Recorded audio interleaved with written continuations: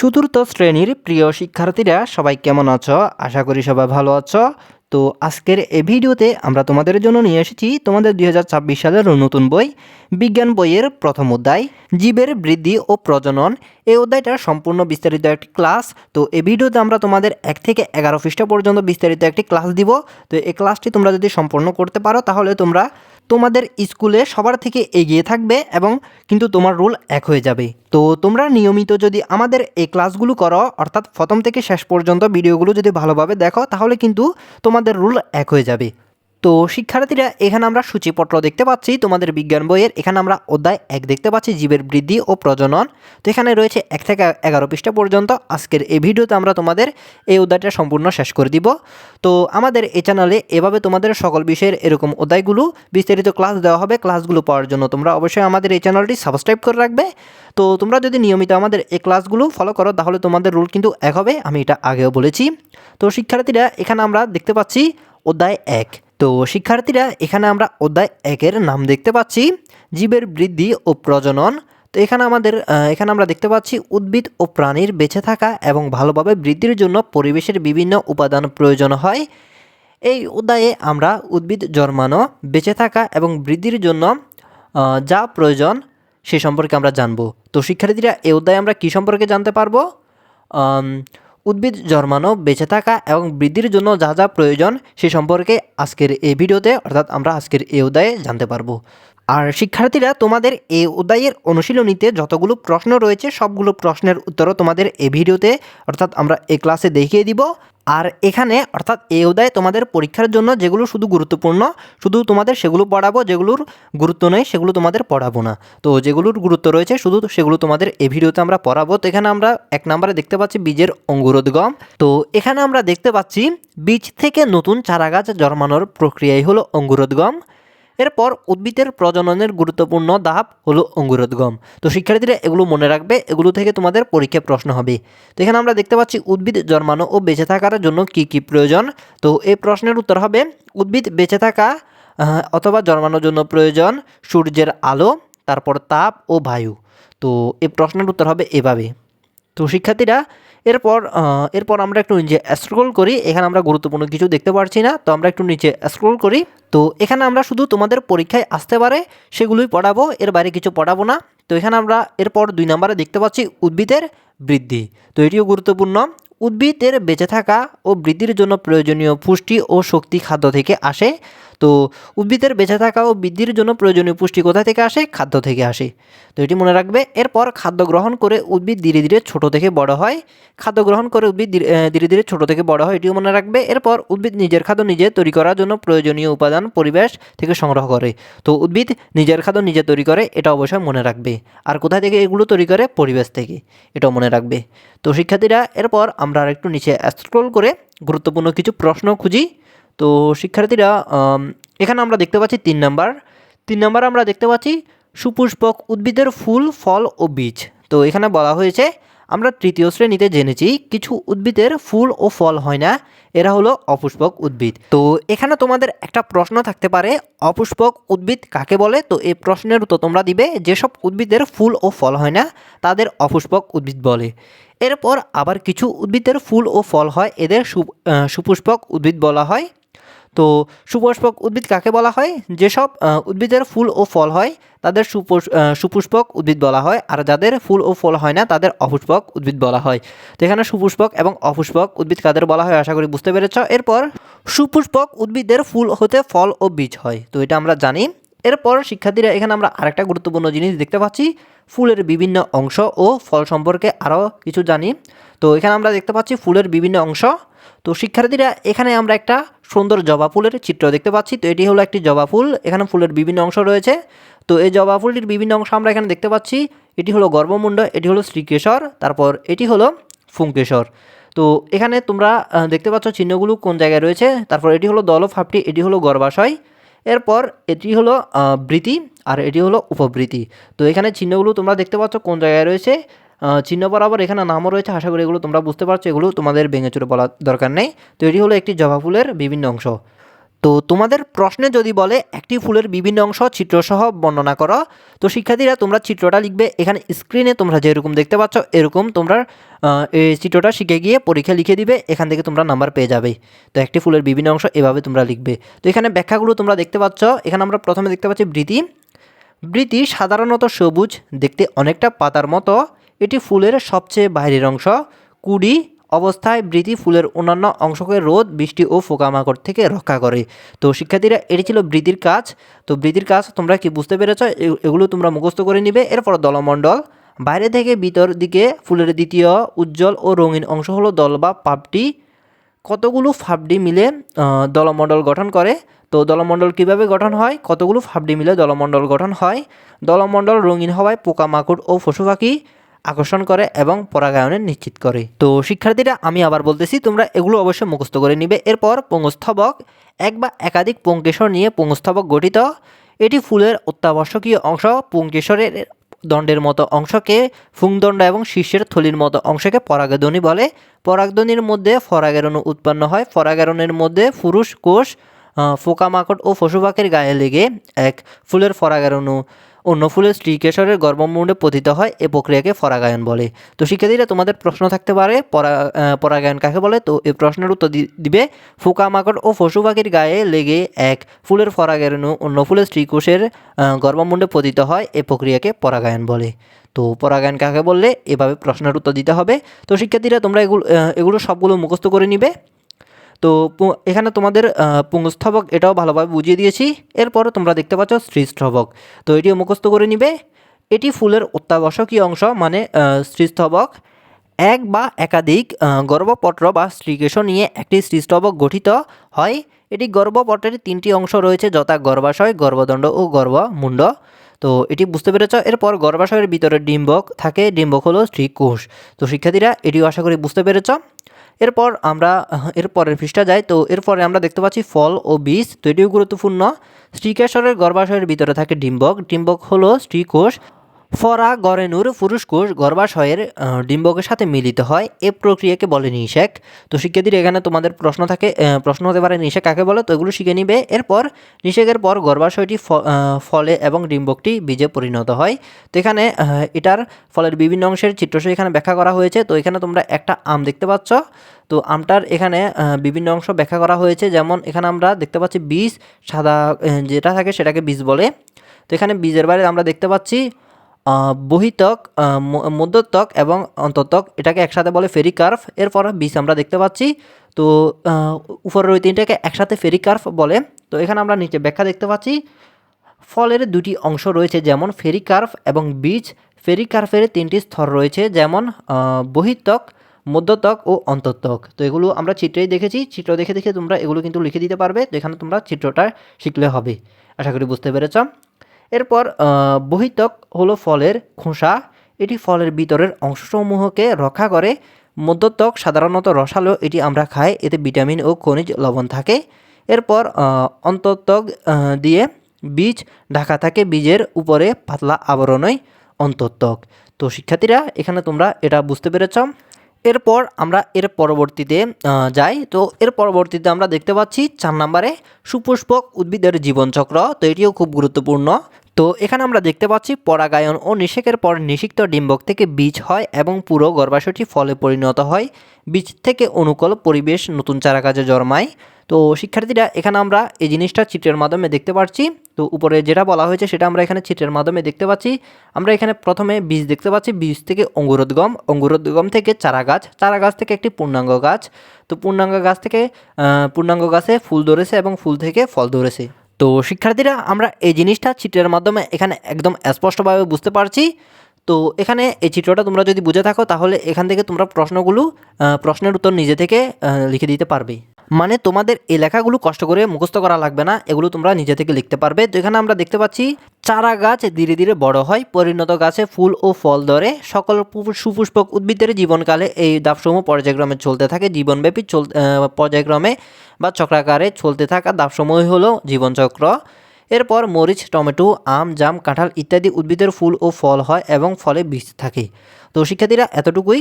এরপর এখানে আমরা 5 নম্বরে দেখতে পাচ্ছি প্রাণীর জীবনচক্র। তো এখানে বলা হয়েছে আমরা উদ্ভিদের জীবনচক্র সম্পর্কে জেনেছি, প্রাণীর জীবনকালে কি একই রকম ধাপ রয়েছে? তো শিক্ষার্থীরা এটা আমরা বিস্তারিত এখানে দেখতে পাচ্ছি, মানে প্রাণীর জীবনচক্রটা কি উদ্ভিদের মতোই সেটা এখানে বলা হয়েছে। তো এখানে আমরা দেখতে পাচ্ছি প্রাণীর জীবনচক্রে এখানে আমরা প্রথমে দেখতে পাচ্ছি ডিম থেকে ডিম ফোটানো হয়েছে এবং ডিম ফোটানোর পর বাচ্চা মুরগি তৈরি হয়েছে এবং বাচ্চা মুরগিটি ধীরে ধীরে বড় হয়ে গেছে। তো শিক্ষার্থীরা এখানে সারসংক্ষেপে বলা হয়েছে আমরা জানলাম ডিম থেকে বাচ্চা হয় এবং বাচ্চাটি ধীরে ধীরে বড় হয়, বড় মুরগি আবারও ডিম ফাড়ে, এভাবে চক্রটি চলতে থাকে। হাঁস, কবুতর, টিয়া, ময়না, কাক, কোকিল ইত্যাদি পাখিও ডিম পাড়ে। তো শিক্ষার্থীরা এখানে সারসংক্ষেপে মূলত এটাই বোঝানো হয়েছে। তো এরপর আমরা একটু নিচে স্ক্রল করে আর গুরুত্বপূর্ণ কিছু দেখি কিনা দেখি। তো শিক্ষার্থীরা এখানে আমরা দেখতে পাচ্ছি জীবের প্রজনন সম্পর্কে আরও কিছু জানি, তো এটিও গুরুত্বপূর্ণ, এটিও একবার তোমাদের পড়ে দিই।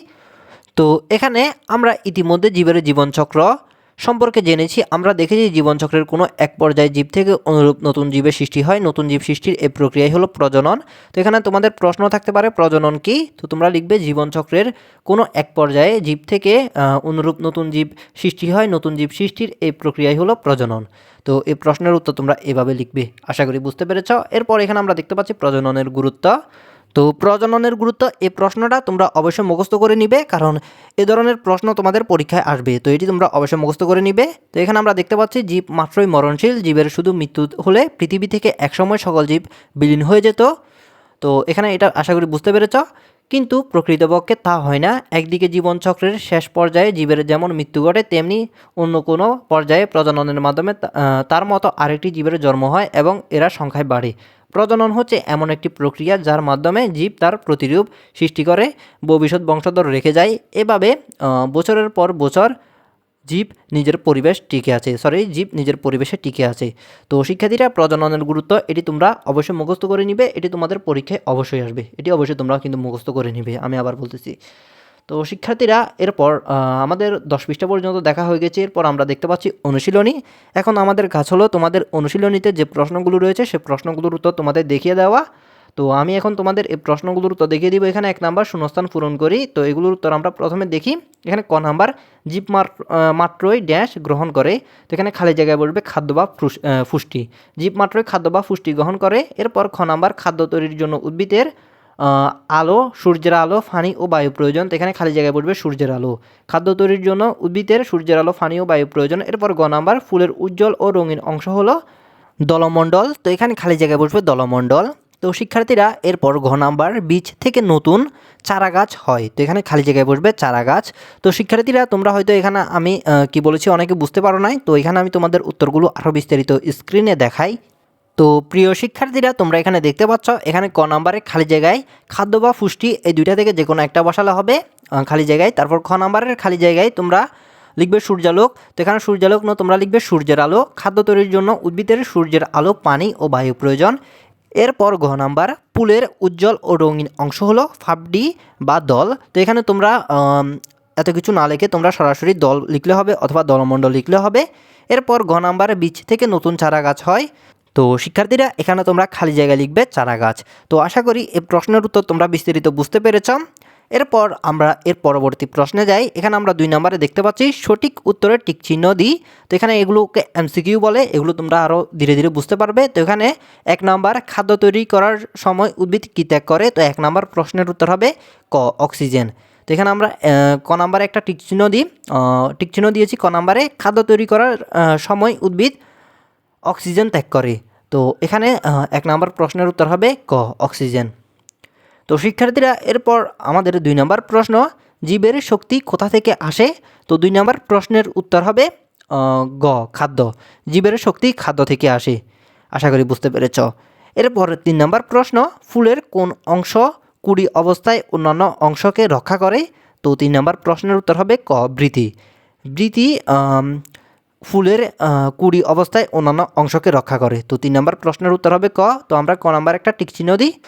তো সুতরাং এখানে 3 নম্বর প্রশ্নের উত্তর হবে ক বৃতি। আশা করি এই প্রশ্নগুলোর উত্তর তোমরা বুঝতে পেরেছ। এরপর 3 নম্বর প্রশ্নে এখানে আমাদের বলা হয়েছে শুদ্ধ বাক্য সু এবং অশুদ্ধ বাক্য অলিখিত। এখানে 3টা বাক্য দেওয়া হয়েছে, যে বাক্য সঠিক রয়েছে সে বাক্যের পাশে আমরা সু লিখব, আর যে বাক্য ভুল সে বাক্যের পাশে আমরা অ লিখব।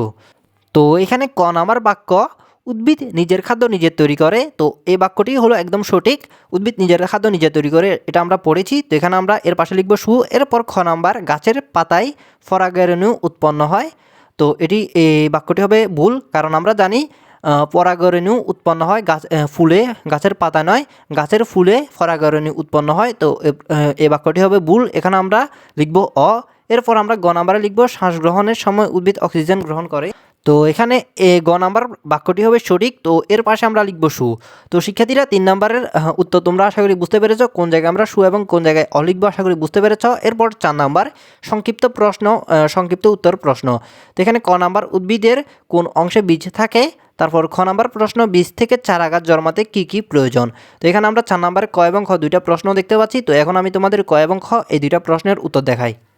তো শিক্ষার্থীরা এখানে আমরা 4 নাম্বার সংক্ষিপ্ত উত্তর প্রশ্নের উত্তরগুলো দেখতে পাচ্ছি। এখানে ক নাম্বার, উদ্ভিদের কোন অংশে বীজ থাকে। তো এই প্রশ্নটির উত্তর হবে উদ্ভিদের ফলের ভিতরে বীজ থাকে। তো উদ্ভিদের কোন জায়গায় বীজ থাকে, ফলের ভিতরে বীজ থাকে। তো এই প্রশ্নের উত্তর হবে এটা। এরপর খ নাম্বার, বীজ থেকে চারা গাছ জন্মাতে কী কী প্রয়োজন। তো খ নাম্বার প্রশ্নের উত্তর হবে বীজ থেকে চারা গাছ জন্মাতে পানি, বায়ু এবং পর্যাপ্ত তাপ মানে সূর্যালোক একই কথা প্রয়োজন। তো বীজ থেকে চারা গাছ জন্মাতে কী কী প্রয়োজন, পানি, বায়ু এবং সূর্যের আলো। তো শিক্ষার্থীরা এগুলো আমি তোমাদের রিডিংয়ে পড়ে দিয়েছিলাম, প্রথম দিকে পড়ে দিয়েছিলাম। তো তোমরা দেখতে পাচ্ছ ঘুরিয়ে পেঁচিয়ে তোমাদের আমি যেগুলো পড়িয়েছিলাম সেগুলো থেকে কিন্তু এখানে প্রশ্ন করা হচ্ছে। তো শিক্ষার্থীরা এখানে আমাদের 4 নাম্বারের ক এবং খ এই দুইটা প্রশ্নের উত্তরও দেখা হলো। এরপর আমরা একটু নিচে স্ক্রল করলে দেখতে পাচ্ছি 5 নাম্বারের বর্ণনামূলক প্রশ্ন। তো এখানে বর্ণনামূলক প্রশ্নগুলোর ক নাম্বার, ফুলের বিভিন্ন অংশের কাজ চিত্রসহ বর্ণনা করো। তারপর খ নাম্বার, বাড়ির পাশের আম গাছ ও তোমার নিজের পোষা বিড়ালটির জীবনচক্রে কোথায় কোথায় মিল আছে চিত্রসহ ব্যাখ্যা করো। তো এখানে আমরা ক এবং খ দুইটা প্রশ্ন দেখতে পাচ্ছি। তো এগুলোর আমরা রিডিংয়ে পড়েছিলাম। তো এখানে তোমরা ক নাম্বার প্রশ্নের উত্তরটা একটু তোমাদের স্পষ্ট দেখাই। তো শিক্ষার্থীরা তোমরা স্ক্রিনে দেখতে পাচ্ছ তোমাদের 5 নাম্বারের বর্ণনামূলক প্রশ্নের ক নাম্বার উত্তর হলো এটা, ফুলের বিভিন্ন অংশ। তো এখানে তোমাদের চিত্রসহ দেখানো বলা হয়েছিল। তো এখানে তোমরা ফুলের বিভিন্ন অংশের স্ক্রিনে যে চিত্রটা দেখতে পাচ্ছ এই চিত্রটা এঁকে দিবে। এই চিত্রটা আঁকার পর তোমরা নিচে ব্যাখ্যাগুলো দেখতে পাচ্ছ, তো এই ব্যাখ্যাগুলো লিখে দিবে। তো এই প্রশ্নটার উত্তর আরও ছোট করে কিভাবে তোমরা লিখবে সেটা আমি এখন তোমাদের দেখাবো, মানে ফুলের বিভিন্ন অংশের কাজ চিত্রসহ এটি আরও কীভাবে ছোট করে লিখবে সেটা এখন আমি তোমাদের দেখাবো। তো শিক্ষার্থীরা 5 নাম্বার প্রশ্নের উত্তরের জন্য তোমাদের প্রথমে উপরের ওই চিত্রটা আঁকতে হবে। এরপর তোমরা ছোট করে এই ব্যাখ্যাটা লিখে দিলে এই প্রশ্নটাতে তোমরা সম্পূর্ণ নাম্বার পেয়ে যাবে। তো এখানে তোমরা ব্যাখ্যাটা দেখতে পাচ্ছ। উত্তর, একটি আদর্শ ফুলের বিভিন্ন অংশ উদ্ভিদের বংশবৃদ্ধিতে গুরুত্বপূর্ণ ভূমিকা পালন করে। নিচে প্রধান কাজগুলো বর্ণনা করা হলো। তো এখানে বৃদ্ধি, এটি ফুলের বাইরের সবুজ অংশ।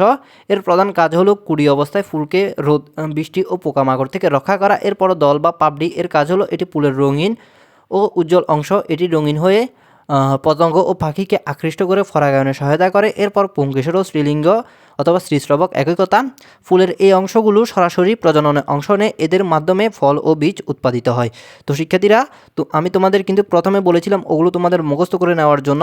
তো এখন তোমরা দেখতে পাচ্ছ এগুলো তোমাদের আরও ছোট করে দিয়েছি। তো তোমরা জাস্ট এখানে এটা মুখস্থ করলে হবে। তো এটি ছিল তোমাদের 5-এর ক নাম্বার প্রশ্নের উত্তর। চিত্রটা লিখে তোমরা এই ব্যাখ্যাগুলো লিখে দিলে তোমাদের এই প্রশ্নের উত্তর হয়ে যাবে। এরপর খ নাম্বার, বাড়ির পাশের আম গাছ ও তোমার নিজের পোষা বিড়ালটির জীবনচক্রে কোথায় কোথায় মিল আছে চিত্রসহ ব্যাখ্যা করো। তো শিক্ষার্থীরা এখানে তোমাদের খ নাম্বার প্রশ্নের উত্তর আমি একটা রেডি করেছি। তো তোমাদের আমার রেডি করা প্রশ্নের উত্তরটা দেখাই। তো শিক্ষার্থীরা তোমরা ঘ নাম্বার প্রশ্নের উত্তর দেখতে পাচ্ছ। তো গ নাম্বার প্রশ্নের উত্তর লেখার জন্য তোমাদের প্রথমে এরকম দুইটা চিত্র আঁকতে হবে। তো তোমরা স্ক্রিনে চিত্রগুলো দেখতে পাচ্ছ। তো তোমাদের প্রথমে এ ধরনের দুইটা ছবি আঁকতে হবে। এই ছবিটা আঁকার পর তোমরা নিচে লিখবে। তো এখানে উত্তর দেখতে পাচ্ছ, আম গাছ একটি উদ্ভিদ এবং বিড়াল একটি প্রাণী হলেও উভয়েই জীব, ফলে তাদের জীবনচক্রে বেশ কিছু মৌলিক মিল খুঁজে পাওয়া যায়। নিচে তা উল্লেখ করা হলো।